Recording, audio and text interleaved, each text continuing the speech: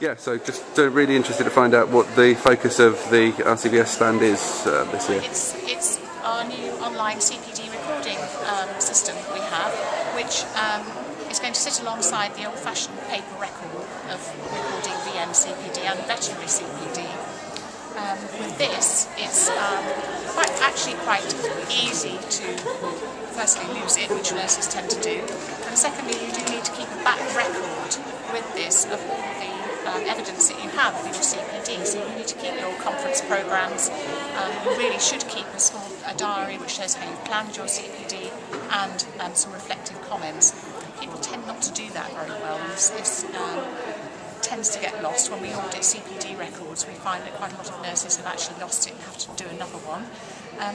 So on the back of the nursing progress log that we developed for student nurses, it was thought to be a very good idea that we developed a continuous CPD record for the veterinary world, for veterinary surgeons, from being a student veterinary surgeon right the way through PDP to logging CPD.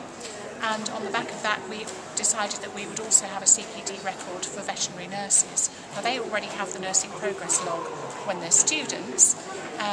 They don't have a PDP year, but they do need to record CPD. So they have two elements to theirs, whereas vet surgeons have three.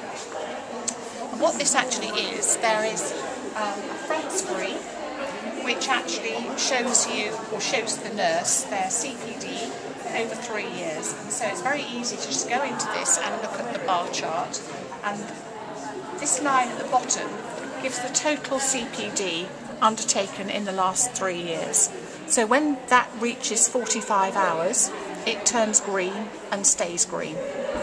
This one we've been doing for the conference, and I haven't actually had time to log enough CPD to turn it green, which is what I was aiming to do. You fill in the type of the area of work where you are. Most veterinary nurses are in small animal. Some are working in colleges, some are in mixed practice or equine. It's just literally whereabouts do you work.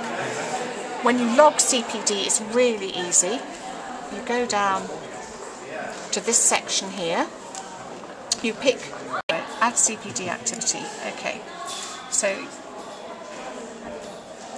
very handy, gives you a calendar so you don't actually have to remember very much. So we'll put something in for yesterday. You can actually backlog things to this. You pick up the kind of activity it is. So there are lots to choose from, just about everything you could possibly do. From undocumented private study, i.e. reading the VN Times or vet record, through discussion groups, distance learning, webinars, lectures, everything you could possibly think of. Preparing a new lecture, because you learn through preparing new stuff. Planned reading, project work, it's all there. So let's say I read the vet record yesterday.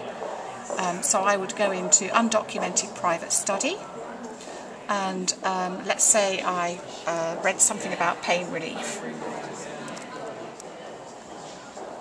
And it would be at RCVS, and it took me an hour to absorb that. Now I can also write some notes in here to remind myself how useful it was. And the reason I'm filling that in is that people tend to be quite bad at actually filling in other than just the hours, and that's what makes it useful, because it actually reminds you what you've done. And you can save that down. That will now show in this year's hours. It's gone up to 3 hours.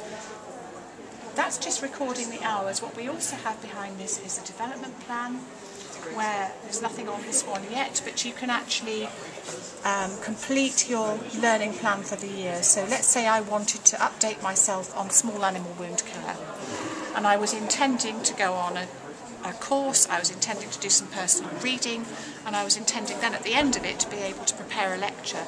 Well, I would actually document that, and I would give myself a reasonable length of time, perhaps 6 weeks, to actually get to where I wanted to go. So that would be my start date, end date, what I was aiming to do at the end of it, how I was actually going to do it, go to a lecture, do some reading, prepare a lecture of my own, and whether I've achieved it or not. So that goes on that page. There's also a diary. so you can actually put in the dates of the things you should be attending, and also some guidance notes which actually sets out in detail what actually CPD should be about. Now the interesting thing about this, if I just go back to the home page, the RCVS can see this page, so we can see everyone's CPD without them giving us permission. So just the hours, we can't see anything else. So I can't see any comments, I can't see anything other than the hours that have been done. If we want to audit this, we can ask the holder to give us permission. So I can actually elect, when I'm asked, to give the RCVS permission. And that means anybody at the college can actually see what's in those records behind. And we never ever do that. We never ever actually get in there without permission. So the nurses and veterinary surgeons who also use this can delete anything which might be something they might not want us to see. And you can also revoke that. You can actually take that off. If the boss wants to see what you've been doing with your CPD, rather than ferreting out the old card, you can actually email a screenshot of it, which is really handy.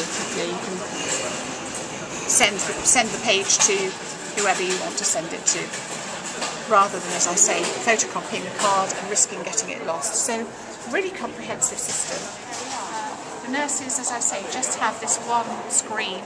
The veterinary students would have a day one skills log that they go into then, and they progress to PDP, and then they go into their CPD record. So it's a continuous thing right from the first day as a student vet.